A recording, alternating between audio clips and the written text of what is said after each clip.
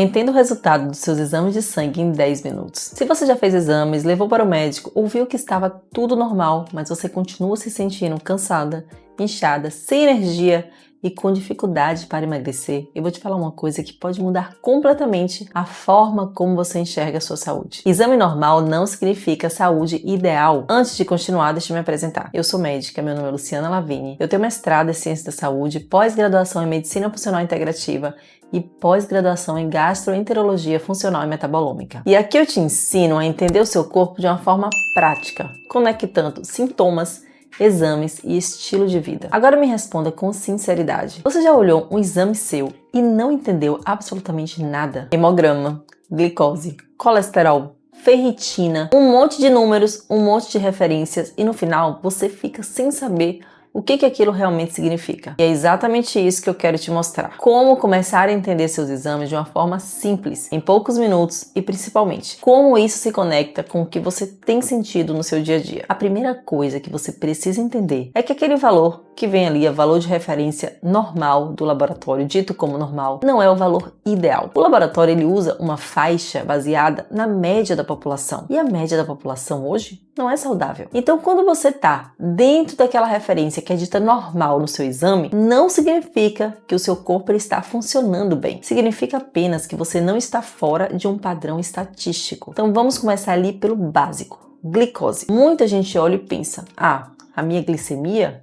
que é a glicose ali, o açúcar no sangue, deu normal. Mas normal quanto? Porque uma glicemia em jejum de 95 ou 99 já pode indicar que o seu corpo está começando a ter dificuldade em controlar o açúcar no sangue. E isso, ao longo do tempo, pode evoluir para uma condição que a gente conhece como resistência à insulina. Depois da resistência à insulina, pode vir o diabetes. E aí vão começar os sintomas quando aparece essa resistência à insulina, que é a dificuldade para emagrecer, o cansaço, uma fome constante, principalmente o desespero por doces. Agora deixa eu falar aqui para vocês do colesterol. Muita gente se assusta com o colesterol total alto, mas não olha o contexto.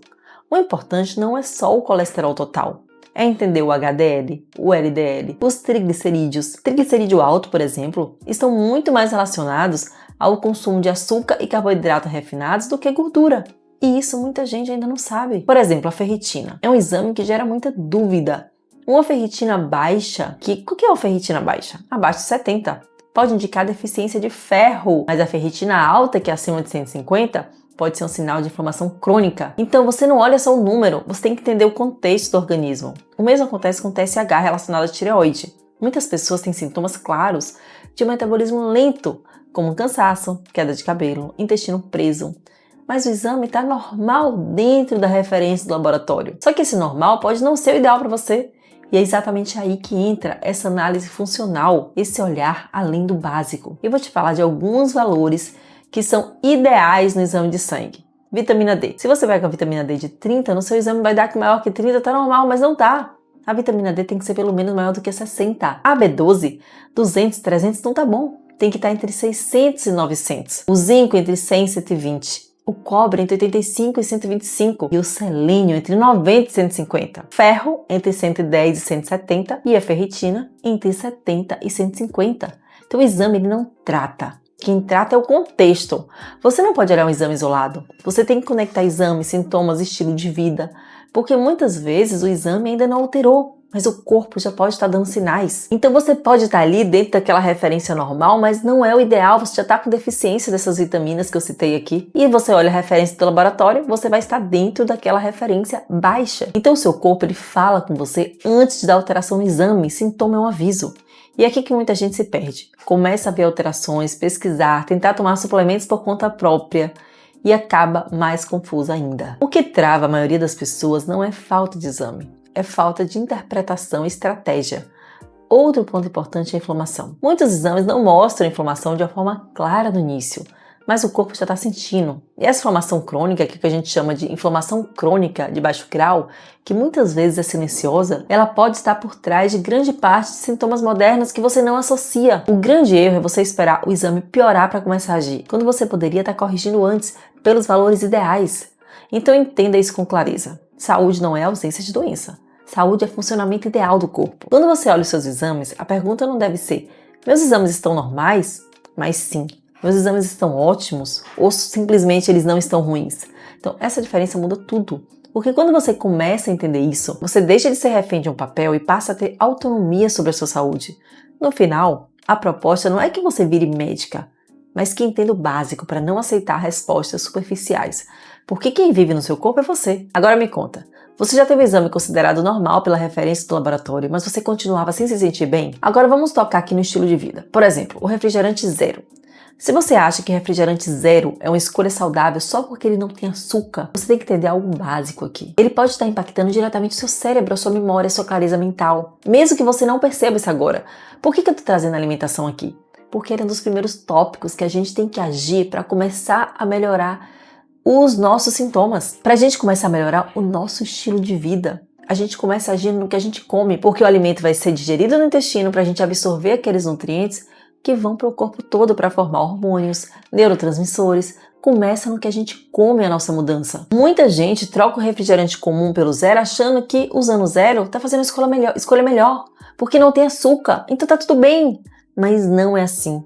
O refrigerante zero ele não tem calorias, mas também não te traz nenhum benefício nutricional. É um produto ultraprocessado, composto por adoçantes artificiais, corantes, aditivos, que o seu corpo não reconhece como alimento e isso ativa o sistema imunológico.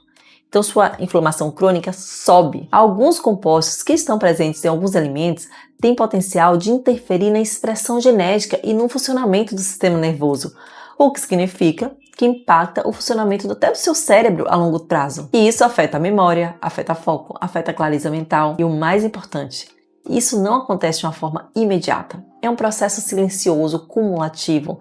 Não é como você comer algo estragado e passar mal. É um processo inflamatório leve e constante que vai alterando a sua bioquímica aos poucos. Por isso que os sintomas eles vão se apresentando com o tempo, de acordo com o tipo de alimentação e a forma como você vive.